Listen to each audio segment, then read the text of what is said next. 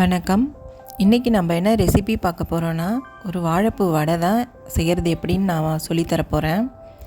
இது எங்கள் வீட்டில் வாழை மரத்துலேருந்து எடுத்த வாழைப்பூ எவ்வளோ ஃப்ரெஷ்ஷாக இருக்குது பாருங்கள். இப்போ தான் கட் பண்ணி எடுத்துகிட்டு வரேன். இந்த மாதிரி வாழைப்பூ மேலே பட்டை இருக்கும், வாழைப்பட்டை. அதை நம்ம எடுத்துட்டு பார்த்தோம்னா இந்த மாதிரி வாழைப்பூ இருக்கும். இந்த வாழைப்பூவை எப்படி க்ளீன் பண்ணுறதுன்னு நான் சொல்லித்தரேன். முதல்ல நம்ம வடைக்கு தேவையான கடலைப்பயிரை ஊற வச்சிக்கலாம். நான் கடலைப்பயிர் 1/4 டம்ளர் எடுத்து ஊற வச்சுருக்கேன். இது 1 மணி நேரம் ஊறினா போதும். கடலைப்பயிருக்கு ரொம்ப நேரம் ஊறணுன்னு அவசியம் இல்லை. கடலைப்பயிர் ஊறுறதுக்குள்ளே நம்ம வாழைப்பூவை க்ளீன் பண்ணி எடுத்துக்கலாம். இந்த மாதிரி வாழைப்பூவை பட்டையை நீக்கிட்டு நம்ம பார்த்தோம்னா இந்த மாதிரி செட்டாக ஒவ்வொரு கொத்து வாழைப்பூ இருக்கும்.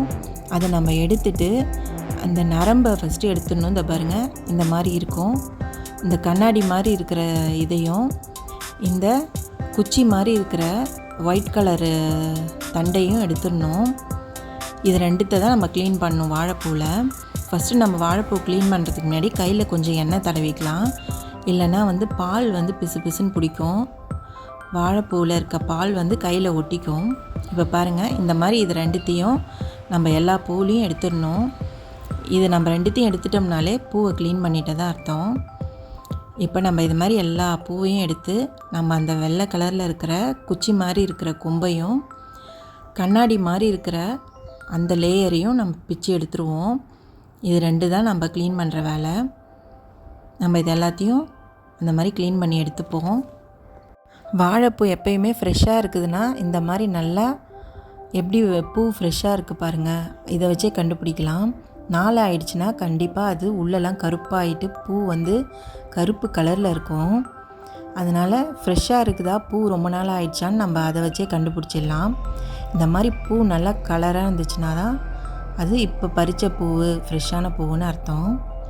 இப்போ பாருங்கள், நான் இந்த மாதிரி எல்லா லேயரையும் நான் பிச்சு எடுத்து க்ளீன் பண்ணி எடுத்துக்கிறேன். இதை க்ளீன் பண்ணி எடுத்ததுக்கப்புறம் நம்ம அப்படியே பொடியாக கட் பண்ணி எடுத்துக்கணும். வாழைப்பூவை நம்ம க்ளீன் பண்ணதுக்கப்புறமும் இந்த மாதிரி அரேஞ்ச் பண்ணி அழகாக வச்சோம்னா தான் கட் பண்ணும்போது நம்மளுக்கு ஈஸியாக இருக்கும். இல்லைன்னா இப்படி அப்படின்னு திருப்பி இருந்துச்சுன்னா கட் பண்ணுறதுக்கு வராது. அதனால் நம்ம எப்படி எடுக்கிறோமோ அதே மாதிரி நம்ம கட் பண்ணதுக்கப்புறமும் க்ளீன் பண்ணதுக்கப்புறமும் நம்ம இதே மாதிரி வச்சிடணும். இப்போ பாருங்கள், க்ளீன் பண்ணிட்டேன் இந்த பக்கம் இருக்கிற பூவை. இதே மாதிரி நம்ம இந்த பக்கம் இருக்க பூவையும் க்ளீன் பண்ணி எடுத்துட்டோம்னா நம்ம வேலை முடிஞ்சிடும். இந்த வாழைப்பூவில் ஒரு சில பூ தோப்பாக இருக்கும், ஒரு சிலது தோப்பு கொஞ்சம் கம்மியாக இருக்கும். அது நம்ம அந்த அடி காம்பு இருக்குது பார்த்திங்களா, இந்த அடி காம்பை நம்ம லைட்டாக சாப்பிட்டு பார்த்தோம்னா தெரியும் அந்த தோப்பு இருக்கா இல்லையான்றத. இப்போ பாருங்கள், நான் அந்த மாதிரி எடுத்து வச்ச க்ளீன் பண்ண பூ எல்லாத்தையும் நான் அந்த மாதிரி கட் பண்ணி எடுத்துக்கிறேன்.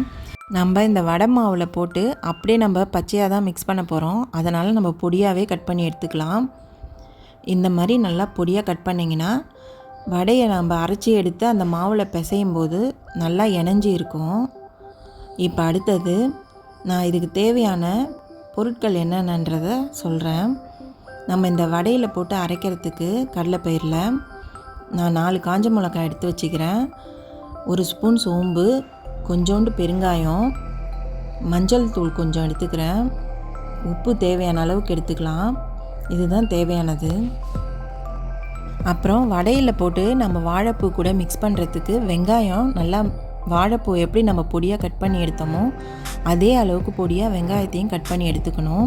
நான் பெரிய வெங்காயம் தான் கட் பண்ணி எடுத்திருக்கேன். அவ்வளோதான். இப்போ நம்ம கடலைப்பயிர் ஊற வச்சோம் இல்லையா, அதை எடுத்து நல்லா 2 தடவை கழுவிட்டு நம்ம மிக்ஸி ஜாரில் சேர்த்துக்கலாம் அரைக்கிறதுக்கு.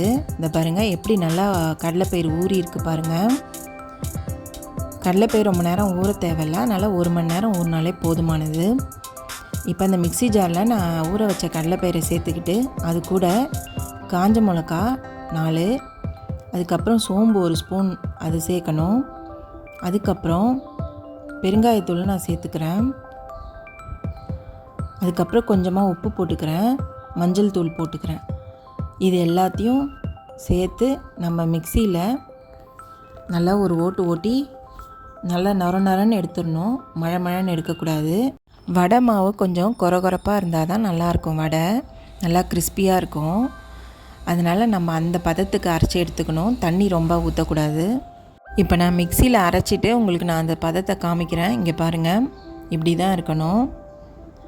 இந்த மாதிரி இருந்தாலே போதும். இப்போ நம்ம ஒரு கலக்கி விட்டுட்டு ஒரு பாத்திரத்தில் நம்ம அதை மாற்றிக்கிட்டு அதில் வெங்காயம் கொஞ்சம் போட்டுக்கலாம். வெங்காயம் நம்ம கட் பண்ணி வச்சுருக்கோம் இல்லையா, அந்த பொடியான வெங்காயத்தை போட்டுக்கலாம். அதுக்கப்புறம் நம்ம கட் பண்ணி வச்சுருக்கிற வாழைப்பூவையும் போட்டுக்கலாம். அதையும் போட்டுட்டு நல்லா ஒரு தடவை மிக்ஸ் பண்ணி விட்டுக்கணும். மிக்ஸ் பண்ணி விட்டதுக்கப்புறம் கொஞ்சமாக எடுத்து வடையை உப்பு பத்துமான்னு பார்த்துக்கோங்க. உப்பு பத்தலைன்னா இந்த ஸ்டேஜில் நம்ம போட்டுக்கலாம். நம்ம தூள் உப்பு தானே சேர்க்க போகிறோம், அதனால் பத்தலைன்னா இந்த ஸ்டேஜ்லேயே சேர்த்து ஒரு பிசைஞ்சிக்கலாம். இப்போ பாருங்கள், வெங்காயம் வாழைப்பூ ரெண்டுத்தையும் நான் போட்டேன். ஒரு பக்கம் வாணலியை சூடு பண்ணி நம்ம வடை போட்டு எடுக்கிறதுக்கு தேவையான எண்ணெயை சூடு பண்ணி எடுத்துக்கிட்டேன். எண்ணெய் நல்லா சூடாயிடுச்சு. இப்போ நான் கலந்து வச்சுருக்கிற வடை மாவை நான் கையில் சின்ன சின்ன வடையாக தட்டி நான் போட்டு எடுக்க போகிறேன். இந்த மாதிரி நல்லா பிசைஞ்சு விட்டோம்னாலே நல்லா அந்த வாழைப்பூவும் வெங்காயமும் ஒன்றோட ஒன்று வடை மாவில் கலந்து நல்லா இணைஞ்சிருக்கும். இப்போ பாருங்கள், நான் வடை எப்படி தட்டுறதுன்னு காமிக்கிறேன்.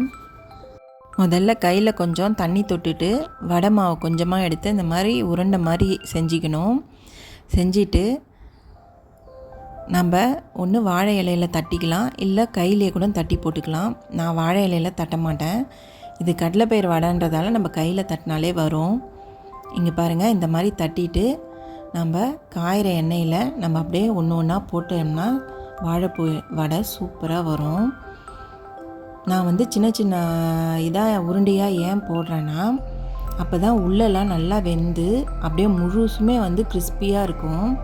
நம்ம மொத்தமாக போட்டோம்னா நல்லா இருக்காது, உள்ளே கொஞ்சம் வேவாத மாதிரி இருக்கும் அப்புறம் வடை. அதனால் நம்ம இந்த மாதிரி இந்த சைஸில் வடை தட்டி போட்டாலே போதும், வாழைப்பூ வடை நல்லாயிருக்கும். இப்போ பாருங்கள், நான் ஒன்றா வடை தட்டி நான் எண்ணெயில் போட்டுட்டேன். ஒரு பக்கம் வெந்துடுச்சு. ஒரு பக்கம் வெந்தவுடனே நம்ம திருப்பி விட்டோம்னா இன்னொரு பக்கமும் வேக ஆரம்பிக்கும். நம்ம அது மாதிரி திருப்பி விட்டுகிட்டே இருந்தோம்னா தான் ரெண்டு பக்கமும் நல்லா சமமாக வேகும்.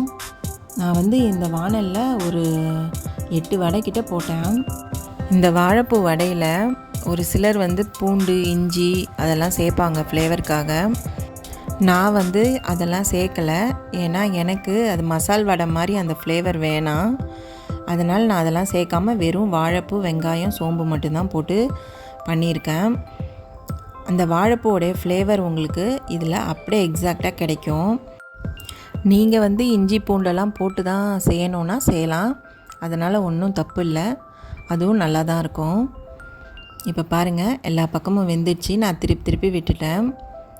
அந்த எண்ணெயோடைய சலசலப்பு தன்மை அடங்கின உடனே வடை வெந்துடுதுன்னு அர்த்தம்.